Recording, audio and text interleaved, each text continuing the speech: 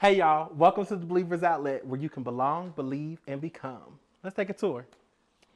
So the entire concept of our space is an open seating concept. And so we don't have private meeting rooms and things of that nature. It's all open seating so people can feel free to land wherever they would like. There are cozy sofas for people to work in, like this here, settings and things for people to take meetings. Again, we are all about community here, so a lot of our seating as we move throughout space, you'll see is community. There are no individual seats in the space. Intentionally building everything around community where people can sit together, work together. You can bring a friend to work with you and things of that nature. We have movable pieces like this here easel. If you need to get something out of your brain, again, this is home of the creatives, right? And so if you need to get something out of your brain, we have movable pieces like this easel board here that you can shift and take with you. The space is try to keep it open, but also colorful. Just to do that, there's typically, you'll have mood music. We typically have music and things of that nature playing in the background to kind of like set the ambiance and help people to focus and things of that nature. The style or genre of music will shift per day. Sometimes you'll have elevator music. Sometimes you have a good little, gospel mix. And other days we may just have. Today was a neo soul day. Neo soul, a little, I was here for it. So yeah, a little razzle dazzle. So I yeah. love how the space feels. Can you talk a little bit about how it's modular, it's movable? Yeah. Can you talk a little bit about like the intention of what you wanted people to feel when they Yeah, so I really just wanted people to feel like they belonged, because that's obviously my thing. And a lot of other co-working spaces that you have, a lot of people have a lot of cubbies and like private offices and things of that nature. And it just, though you're co-working, it gives you the opportunity to be isolated and to be secluded. And so here, people are, we're with each other, we're among each other. And I think it's also a part of this net weaving that I hope to live into in the future, of people being able to collaborate and have conversations about what are the work that people are doing and how can we begin to reach across the table, reach across the sofas, to collaborate for more fuller events and things of that nature. So I love it. Yeah. Can you talk about just as a business model, moving from like a home-based internet business to Yeah. a brick and mortar? Ooh. How did you make that change in your business plan? And how have you seen the growth between then and now?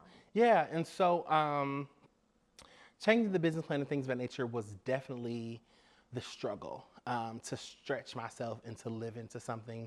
Because it's like I said, like I have to show up every day versus like if it's the internet business, like you can kind of sit for a little minute, right? Like you kind of do. I'll do that for lunch. Yeah, and so, but even right now being a solopreneur, like even if I'm not feeling well, then I have to try to like find someone to get the space opened or something of that nature. So that's kind of been a shift for me that I've had to do. And then living into it, I think the biggest excitement has been space rentals. And so I've had a lot of people who have like loved the space, who was like, I want to host my event here. I want to host my book signing here. So a new revenue stream. Yeah, a new revenue stream. And so there's a theater group who will be meeting here soon, who's going to have their theater thing here. And so music recitals for children. And so it's been exciting in that way to be able to meet new people, to commune with new people and things of that nature. And also created the space to be easily movable.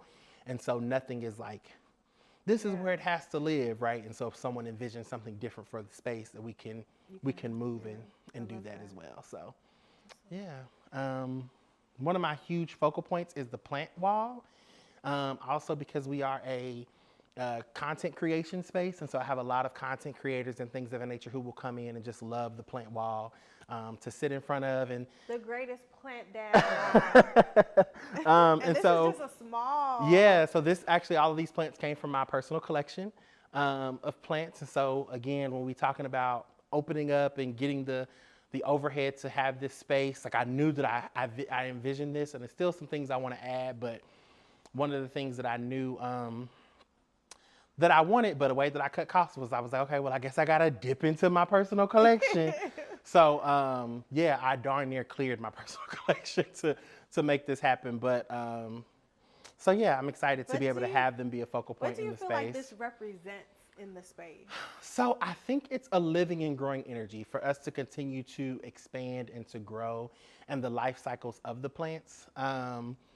And even the lighting, the artificial lighting that has to happen because of the space where we are. It's just a reminder, right, that we are living beings and we have to care for ourselves and things of that nature, and just to be well and to breathe and to thrive. Yeah. So hopefully, that's why I say I really want it to be more robust and to just really be like, Yeah, it's beautiful. Yeah. I love the greenery. I love So yeah, and then again over here, again some more seeding and things of that nature, some more plants.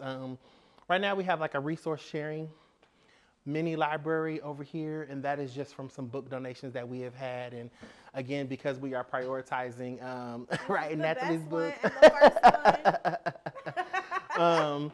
I love my future HBCU. Yes. And so one of the things that we knew is that literacy is a thing for Black and brown people. And so how do we ensure that we're able to do that? So we're adding to this. We have more books that are coming in. And so, but that's kind of the beginning phase. So yeah, and then we can go over to this area over here, which is kind of again where we started, which was the apparel and things of that nature. Come on, branding. And we're still trying to live into what that looks like. When we talk about partnerships, earlier I was talking about my partnership with Neighborhood Church, but I've also partnered with them on a brand called Tees for Justice.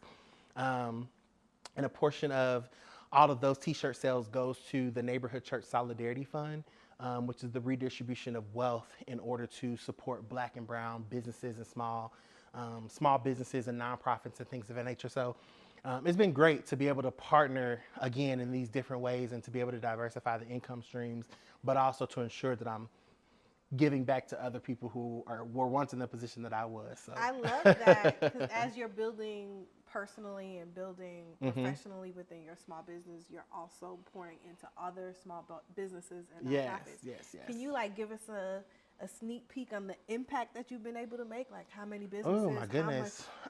So I think collectively we've impacted and been able to give to upwards of 10, I believe it's been like 10 small businesses, nonprofits. And we've redistributed upwards of $20,000. So. And I've been one of them, so thank you. And for all of those schools in Chicago that got I Love My Future HBCU books, it's because of this particular grant opportunity. Yeah. Every time people donate and give, they're impacting in ways that you just never know. Right.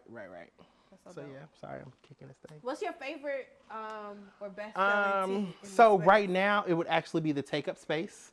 The Take Up Space is one of my major ones, and I actually designed this shirt because it was a message to myself. I caught myself in many seasons of my life shrinking who I was or trying to reshape myself to fit into certain spaces. And so the front says Take Up Space, and then on the back, I love it, it says, the world needs who you were made to be.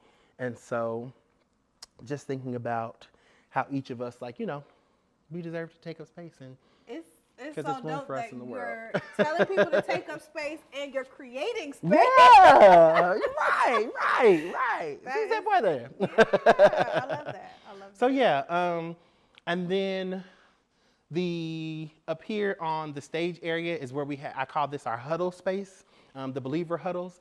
And we have this space because though we don't have any private meeting rooms and things of that nature that are available, we have these huddle spaces where people can come to go on, can book these areas out to host private meetings and things of that nature. And so up here in the huddle spaces, again, it's semi-private. This yellow banister typically goes up higher and gives people some more privacy, and then they can come up here and they have, again, the whiteboards and things of that nature. We have portable TV screens if people would like to practice a presentation for class and things of that nature. We just wrapped up final season, so that was a big thing for us. People coming in here working on their presentations for finals and things of that nature. So this is the Believers Outlet. Talk to us about what does success look like in this season, and how do you measure it, right? In a place where it's so loud and you talked a little bit about other co-working space and how they're supposed to create community, but really there's still so much isolation and separation. Yeah. And you seem to have built the model that doesn't fit. Yeah, yeah. Which, a lot of people feel like they have to look like what it looks like in social media. You have to look like your competitor. Yeah. What does success mean for you and the Believers Outlet in this season? I think it's the value of our community. And I think living into some of the things that I've been talking about. So are people coming here and actually living into community beyond me? Because everyone will know me. I'll be a lot of people's entry point, but is there net weaving and conversation happening amongst each other for things of that nature? And then living into, again, some more of the events and curated space that I hope to do now that I'm through with school and stuff like that. So I kind of have the breadth to be able to do that. Yeah. So yeah, this summer we'll be launching our first 50 campaign. And so trying to, I think I would love by the fall to at least have our first secured 50 members who are committed to this vision as I am, and committed members on a monthly basis, paying membership fees to be a part of the space. So awesome. And where are you percentage-wise on that? So right now we are at our first 10. So yeah. So it's crazy because, like I said, the shift, like we have. The co-working has been a hit. So you just need 40 more. Right, just 40 more. So the co-working has been a hit, but event rental has really been a thing. And because we offer that at an affordable rate, people have really been enjoying. Pretty much all the time. Yeah. So if we're not having the co-working, so a lot of times, even throughout the week, like if we close at 7, there's probably a group moving in around 6 to prepare for a meeting. In the evening, and that can look like anything, like I said, from recitals, from we have a couple of addiction groups and things of that nature that will meet here in the evenings. And so it's not just about paid partnerships either. It's about also how are we helping. What a beautiful holistic tapestry of community. In one space. Yes. And so, and also tapping into the neighborhood collective community and the work that they're doing as well has been a huge portion of that. And then I think also lastly, just having the space be fully functional and operational. And so the last space that I'll take you into will be our kitchen area. And the goal is also by the end of the summer for us to have a fully operational prep kitchen. So that way small businesses and what is it called? Like those catering companies, things of that nature, like who are trying to get through things. And so we'll have the opportunity to have a prep kitchen to that is so great. Do some of that work. Yeah. So this is the last piece of the space that we have to kind of get together and working with the working with the Department of Agriculture to get this space together and utilize. Again, everything here is shared space, so we share the space with the church and also other communities. So the church uses this for like the coffee prep and stuff like that on Sunday morning, and then also we'll be having like our concessions, our hydration station and stuff like that here in the space as well for people. So okay, you hear that first? We just need 40 more. 40 more. You can enjoy this beautiful kitchen and all the snacks. Yes. So that's the hope. Like I said, it's not much, but it's ours, right? And it's it is so much though. We are ready to serve the community. Why do we do that? It's so much. Yeah. So I mean, you literally went from being on a college campus to being on social media to now 10 paid members at launch while you were doing a doctorate, while you were leading ministries, while you were leading a business. It's much. Yeah, most definitely. And it's not given small. Yeah. It's given Thank big. you. Yeah. And so once we commit to that, and we not only put the word out there, but also put the action and the work. Yeah. That's dope. Okay, I love it. So yeah. All right, so where do people go if you're in the Atlanta area and you're looking for a space to believe, belong, and become? Yes. And the Believers Outlet is that community that you need because you need to be inspired, because you're tired of feeling isolated, and you know that if you can just connect, invest in yourself, and connect with others, you can live into your mission, vision, and purpose. How do they get connected? So we are at Believers Outlet on all social media platforms, and then you can also go to www.believersoutlet.com. And I would love to hear from you. You can set up a tour to see the space, to talk about membership pricing, and all that kind of jazz. And you have some cool incentives too. Yeah, right? Yeah, very cool incentives. Like they can try the space out. Yeah. So they can try the space out. We offer day passes, things of that nature. Bring a believer. And so that's an opportunity, for people to come. And one of the things also, we also are trying to uphold the 4-day work week. And so we're open Monday through Thursday from 10 a.m. to 7 p.m. And so to kind of offer people that opportunity to live into that 4-day work week that we know that a lot of businesses and organizations are doing. We're thinking about adding on like a Sunday prep day, because a lot of people who do work during the week, like they utilize Sundays to let's regroup, right? So maybe like an evening rap session or something of that nature to help people do that. So, Beautiful. Love it. Check us out. Believers Outlet. Check us out.